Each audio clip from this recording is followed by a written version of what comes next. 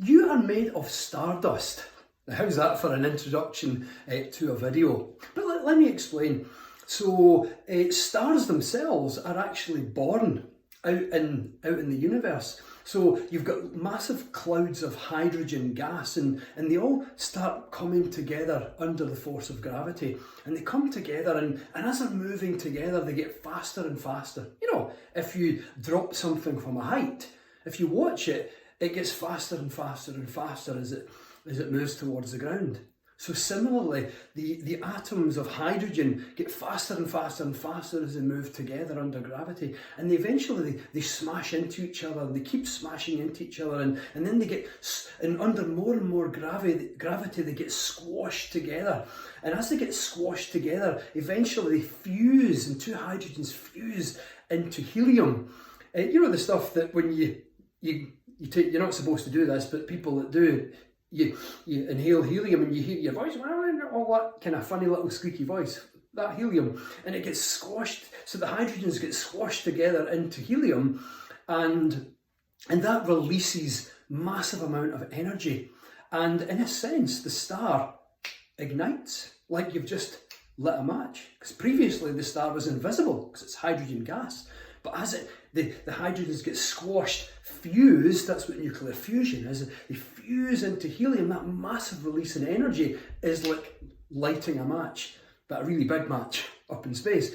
And the star literally ignites, it literally switches on, and all of a sudden there's a star there that wasn't there before. And during that process, more and more atoms get squashed together, and it eventually gives rise to even heavier things like carbon and nitrogen and oxygen and iron and silicon, and even eventually in bigger stars, second generation stars, you get things like gold and silver and platinum, and they're all created in this furnace through squashing together of hydrogens and heliums and other eventually heavier atoms, but making the star burn brighter and brighter and brighter. But eventually the star uses up all of its fuel. You know, if you're burning a piece of a log or something, eventually the log uses up, eventually all of the fuel is used up, and the fire eventually goes out. So similarly in space, the star essentially uses up all of its fuel and it goes out.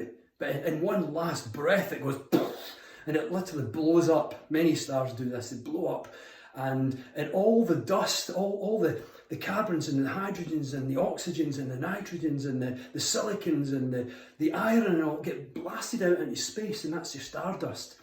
And eventually, after a while, all those atoms of carbon and hydrogen and oxygen and nitrogen and silicon and iron and gold and silver and platinum and all the other elements, they come together. Gravity pulls them together into a planet like the Earth. And the squashing together is still taking place, but not in the same way in the sun. But what you end up getting is a molten core, like the core of the Earth is molten iron, and it's literally white hot. But the rest of the Earth, the cooled down part that we live on, the crust, it is all stardust, and so are you. So it means that every atom in your body is stardust, was once created in a star. And so every atom in your skin, in your nose, in your hair, in your blood, your proteins and enzymes and DNA and hormones, and even in the wings of an insect or the skin of a snake or a piece of rock, a stone, a crystal, a leaf on a tree, every single thing, the oxygen that you breathe was all formed in a star, and it's all stardust. So you really are an integral, fundamentally connected part of the entire universe. You were literally born, ultimately, in the universe. Every single atom in your body and everywhere around you that you look was born out there in the cosmos and is made of stardust. But here's where it gets, I love these kind of things, but this is where I think it's even more cool. If that wasn't cool enough already, I find these kind of things really cool, really inspiring. But I think it gets even better if you take it a little stage further, because you really are part of the whole universe, but on a really richer, more fundamental level, you're entangled with, i.e. connected with the whole universe. You know, you might have heard of that phenomena of entanglement, and that if two, particles or fields interact, then they become forever entangled. But many cosmologists believe that the entire universe and everything in it is entangled today, because entanglement isn't just when two particles or fields interact, but also if two particles or fields were created at the same time.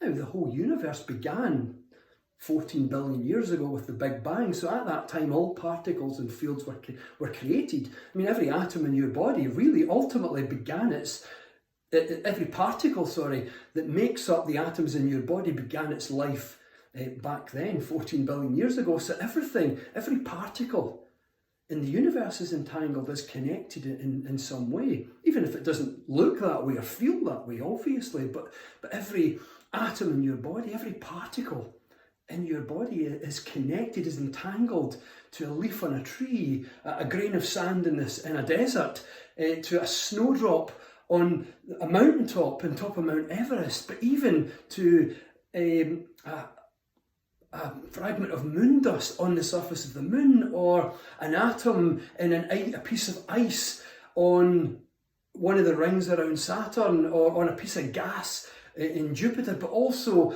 on a grain of sand in a distant planet in a galaxy far, far away.